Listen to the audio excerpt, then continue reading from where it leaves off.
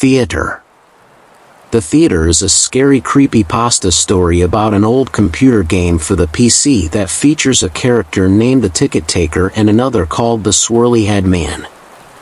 Have you ever heard of an old PC game called The Theater? Yeah, I didn't think so. Probably because many people say it doesn't even exist.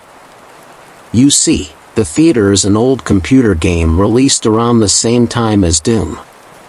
Today, if you ever find it, it's only available on crappy bootleg CD-ROMs, which, more often than not, don't even actually contain the game. The actual legitimate copies that they say were released back in the day feature a blank cover with nothing but a picture of what has since been named the Ticket Taker. He is simply a poorly drawn, pixelated, bald white man with large red lips wearing a red vest over a white shirt and black pants. He is completely emotionless, though some say that if you smash the disc his face is shown as angry the next time you look at the cover, though this is just dismissed as an urban myth. What is peculiar about the Theater, though, is that there is no developer named on the jewel case, nor is there any game description on the back. It is simply the Ticket Taker in front of a white backdrop on both sides. The game was initially known for its inability to install correctly. The installation process immediately locks up the computer when the user reaches the licensing agreement. Another strange thing about the licensing agreement for the Theater is that whenever the development studio is supposed to be named, the text is simply a blank line. Most people who have claimed to own one of the original CDs say that they figured out how to install the game by simply rebooting their computer on the licensing agreement with the disc still inside. Then, they were prompted to press I agree on startup and it continued with the installation. The game then starts up without any introduction besides a main menu that is simply a movie theater's exterior on an empty city street. The title fades in and then the three menu buttons appear: New Game, Load, and Options. Selecting Options immediately crashes the game to the desktop. Load is said not to function at all. Even if you do have a saved game, nothing happens when you press it. Thus, New Game is the only working menu option. Once it is selected, you are in the first-person view. You are standing in an empty movie theater lobby, with the exception of the Ticket Taker standing in front of a dark hallway which one can only assume leads to the theaters themselves.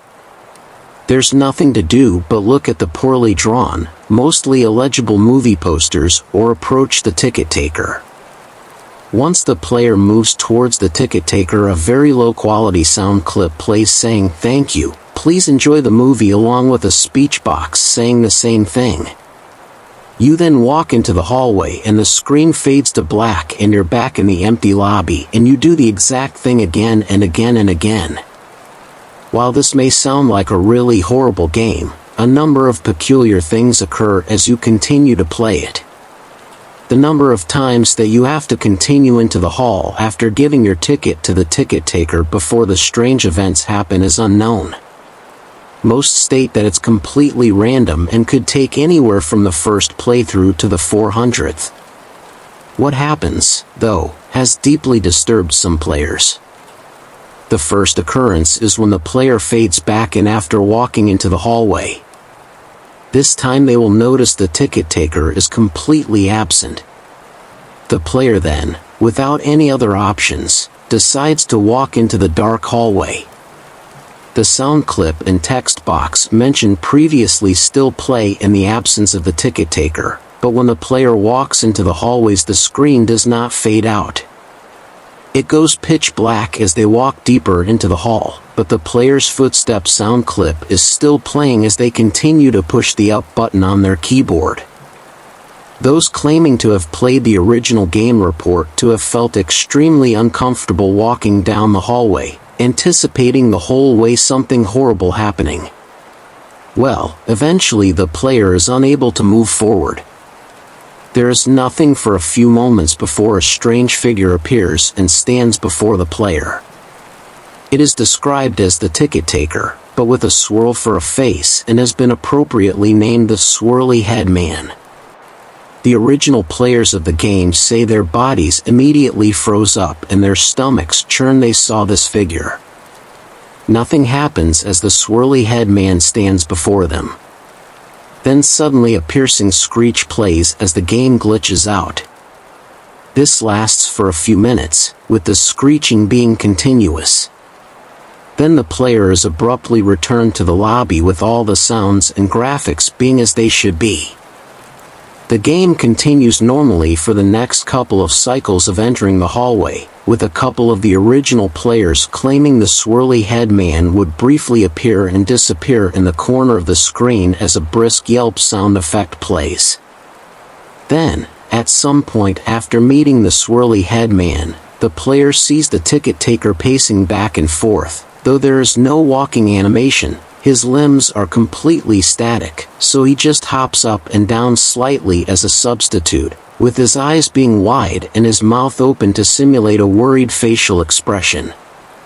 Some players noted that the movie posters had been replaced with images of the Swirly Head Man, which caused them to immediately turn away from the posters and approach the ticket taker.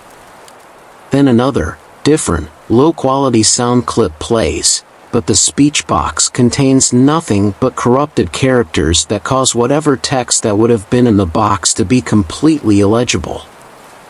Due to the extremely low quality of the sound, it is debated by players what exactly the ticket taker says at this point, though it is widely agreed that he says never reach the other levels. Then the screen fades out once again and returns the player back to their starting point in the lobby, but the ticket taker is gone and the hallway is blocked by a large brick wall. Touching the brick wall will immediately crash the game, and that's all there is to it. No one knows what the other levels are or how to gain access to them, nor is it known why the Swirly Head Man causes such acute fear in those who have seen him in the game. All the original copies of the theater have either been lost or destroyed. But the creepiest part is the fact that all the original players of the game claim that, in their daily life, they will occasionally see a brief glimpse of the Swirly Head Man out of the corner of their eyes.